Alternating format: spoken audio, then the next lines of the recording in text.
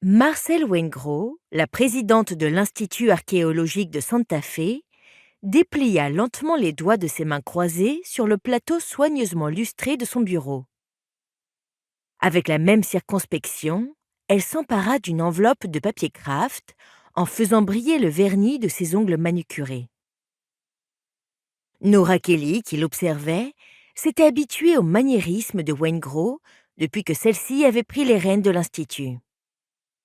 Elle savait qu'il ne fallait y voir ni source d'encouragement, ni cause d'inquiétude.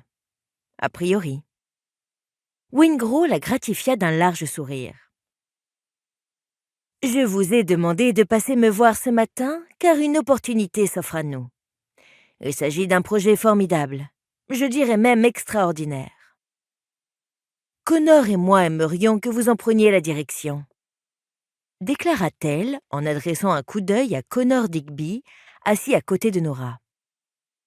Cette dernière se sentit soulagée. Jusqu'à cet instant, elle n'avait aucune idée de la raison qui poussait sa supérieure à la convoquer de la sorte. Depuis le mois d'octobre précédent, lorsque Waingro avait nommé Digby au poste de chef du département d'archéologie qui aurait dû lui revenir de droit, Nora entretenait avec elle une relation courtoise mais distante.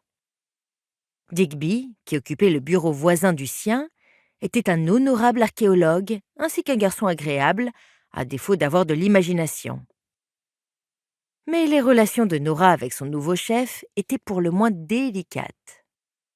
Depuis 6 mois qu'il dirigeait le département, elle avait fait profil bas, se contentant de se concentrer sur son travail, tout en s'efforçant, en vain, d'oublier ce qu'elle considérait comme une trahison. « Sans vouloir remuer le couteau dans la plaie, » reprit Waingro, « je sais quelle a été votre déception de ne pas prendre la tête du département d'archéologie.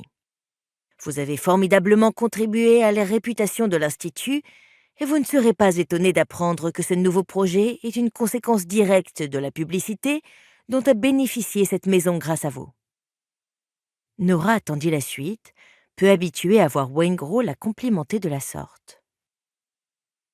« La campagne grâce à laquelle vous avez pu localiser Victorio Peak et récupérer le trésor qui s'y cachait a suscité l'intérêt d'un célèbre homme d'affaires et donateur potentiel qui nous apporte aujourd'hui un projet fantastique. » Elle tapota l'enveloppe d'un ongle rouge. « Le personnage dont je vous parle se nomme Tapan. Lucas Tapan. Peut-être en avez-vous entendu parler ?» Nora fut prise d'une hésitation.